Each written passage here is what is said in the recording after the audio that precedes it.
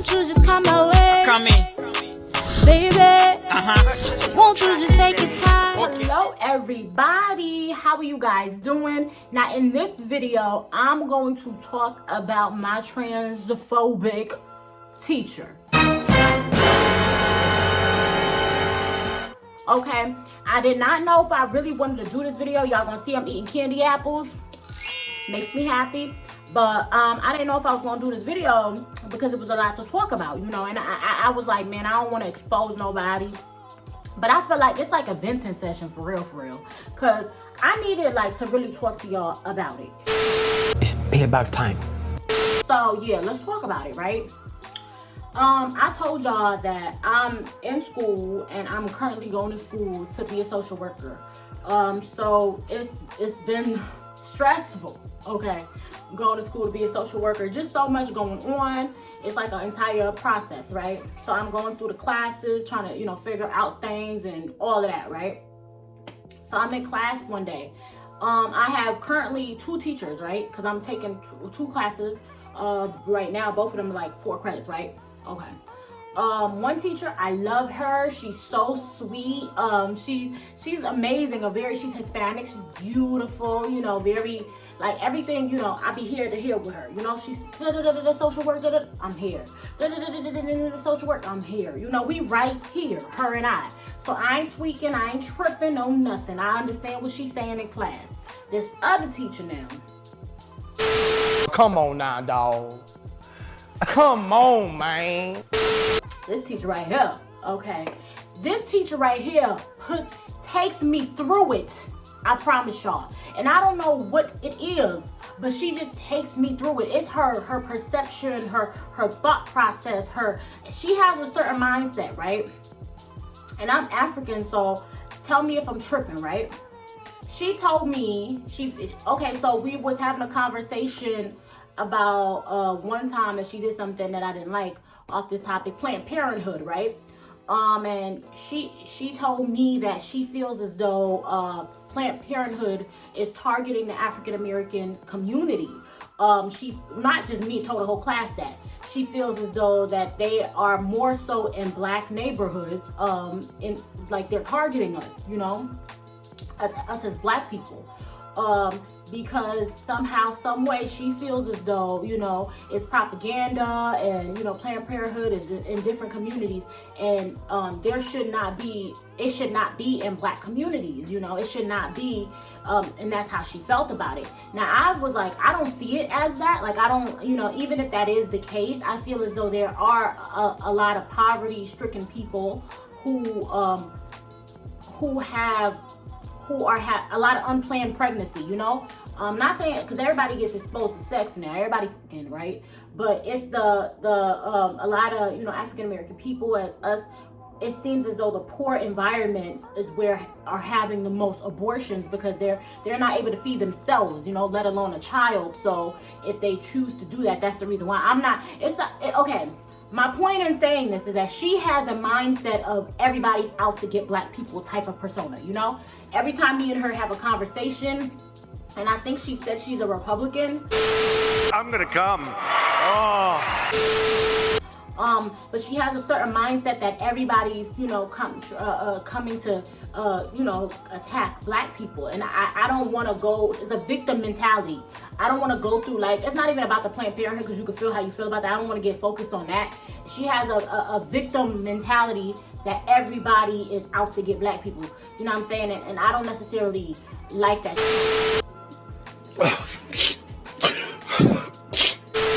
She uses statistics to back up, to support the messed up things that she believes personally from her, you know, life experience, you know? I think that's just what it is.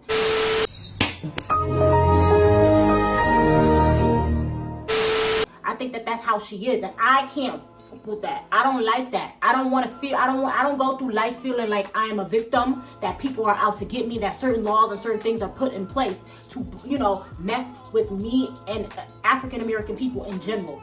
I understand that that does exist. I understand racism is a thing. I understand like sexism is a thing. I understand these different things, but I'm not going to navigate through life as a social worker like everybody's out to get me and I need to protect the black folk. That's how she, arrives and in life. And I don't like that. What? Bro, what are you talking about, man? And she really had me sitting back thinking like, do I really want to be a social worker if this is what it's about? If I have to, it made me feel as though I have to rally around and protect just specifically black people. Just, everybody needs help. Yeah, everybody needs help, but let's focus on black people, girl, because we both sisters. I didn't like that. I feel like that's how she carries it. In class, she had a conversation. She has like a one-track mind, she said in class that men, and this is what led to the conversation.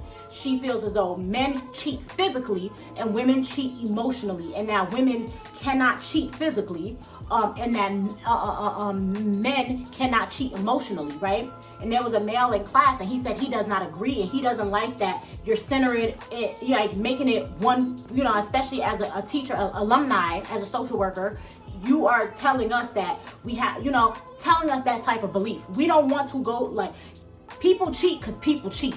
We're not going to put it on, men cheat physically and a woman can never cheat, because there are some women that do cheat physically, and men are equally emotionally inclined, your gender has no hold on your level of, your level of cheating, just because I'm a woman, I can't cheat physically, I only cheat emotionally. No. So he felt some type of way. He had spoken on it, right? And was speaking to her. She's like, well, that's just my personal experience. Other words, I'm the social worker. I know better than y'all. Y'all listen to me. You base your practices off of me, and y'all move a certain type of. And I didn't like that. You serious? I ain't like that at all. I was over here like, girl.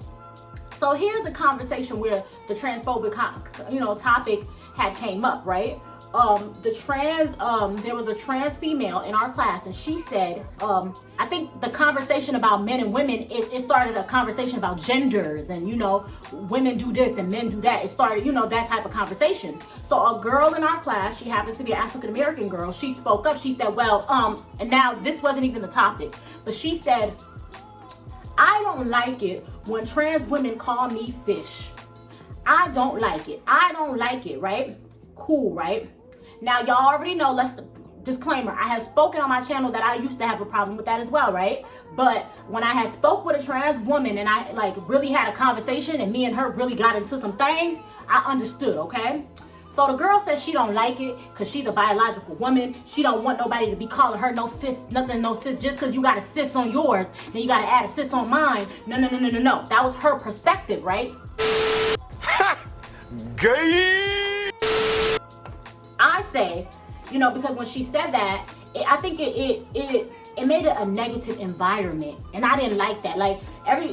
First, it already started weird because the whole gender thing, but it just made the environment so negative, and I felt like in that moment, the trans woman in our class felt alone, right? And I didn't like that she felt that way. I felt like her saying, well, I don't like that she made it something negative. It was already bad because we was doing gender conversations, and that's a very intense conversation. But for you to say, I don't like when trans women call us sis, you're making it negative. So I want to, and especially a fellow black woman has said that. So I, as a black woman, not only did I want to, but I felt otherwise. Because once again, I'm educated now, right? So I know better. So I say, I don't have a reason. I don't feel no type of way that a trans woman would call me sis. I don't feel no type of way. And the reason why I don't feel any type of way, immediately the teacher cuts me off, right? And says, well, she's entitled to feel how she feels, about not wanting to be called that. However, you're making it into something negative. Pause. I wasn't making it into something negative. She made it into something negative when she, You can speak your views, you can say that, but there's only one trans girl in the class, so she feels obligated to speak up for her community. I would believe, right? So for you, I don't like when they, I was like, I don't have a problem with it. And I was gonna state my reasons, but I got cut off, right? And she basically validated what the girl said before me, how she felt about being called, not liking when and it was a whole transgender spill in conversations, you know? We have periods, you know what I'm saying? It was all of that. And so once again, the trans girl in our class felt like pointed out, like they were just coming at her. And she said, first and foremost, you know, there's a lot of negativity around the word being trans, you know.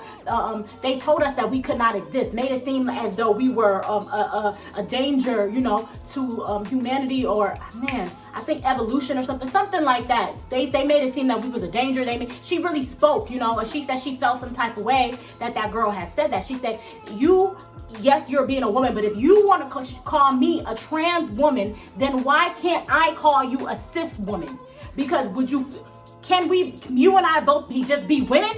Can we just be women? And the conversation, response was no, because I'm a woman. You're not, you know, you're not what I deem to be a woman. You're not a woman. And it was like, see, so you want when they speak about me and you to separate the two. And if that's the case and you want us to be separated, then why can't I call you a cis woman? If I'm a trans woman, a special type, that's the woman, but this woman is a trans woman. Okay, you're gonna call me a trans woman, then you're a cis woman to me. You gotta make it fair. You gotta make it fair. You know, and it started that conversation, right? And she tried to make it seem as though I was the one who lit up. Or I was the one who made that the tone, and that really bothered me. So I wrote her a message, right? Stop the cap. Stop the cap right now. Stop the cap. I didn't like how you cut me off in class. I didn't like how you made me feel. I said what I said because I wanted to have a conversation with her for us to get an understanding, you know? And in that, she didn't even respond to the conversation. You my alumni, I'm paying to go to school to get an education. I immediately felt like just dropping out of class. And I immediately felt like, because that entire process made me feel as though maybe social work is not for me then. You know, if that's what it's going to be about. If you're going to single people out, I don't like that. And especially how I felt that trans woman felt in that class. And I hate this. I hate that they made her feel alone. Oh, here we go again. Because she was the only trans. Yeah, they had other people that was united in their feelings for her. But I hated how she felt alone, how she felt like she had to defend her sexuality or her preferences, or, just... Now, I don't know all the right words to say because I'm new learning about everything, but at least I'm willing to learn. At least I'm willing to understand. At least I'm willing to support. At least I'm willing to stand by. At least I'm willing to stand with you, rally around you. But I didn't like how she felt so alone, and how you the teacher. You're the teacher. You're the one teaching in our class, but you make her feel so by herself. It's just, it's crazy to me. It really is. It's crazy to me. It's one thing to not be educated or not understand and simply say, I don't understand. But for you to be so transphobic, I don't care what nobody says, she was transphobic. And it pissed me off. Dang, I can't even eat. It pissed me off because I'm like, you can feel how you want to feel, but don't, don't mess with somebody else's beliefs or their journey and how they move in life. You know what I'm saying? Like, it really bothered me. I ain't gonna lie to y'all. I wouldn't even be on here talking to y'all if it was just cupcakes and rainbows and nothing bothered me and I was fine. No, I was really, really bothered by that. Oh! Ew! Dude! What the fuck? Because don't do that. That's what we not gonna, don't do that, sis. Don't do that. You was transphobic. You made everybody feel small. And I felt as though that if that's what it's about, because I've never been a social worker. I'm going through the process. I've never been. I just know that I want to help people. I want to be there for people.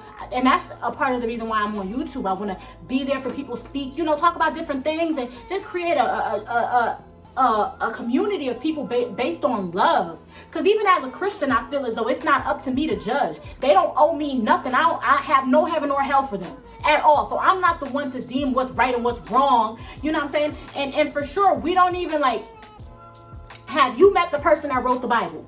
Have you met the person? Because we could talk about it. You could believe in God, but you can't use the Bible to justify making another person feel small.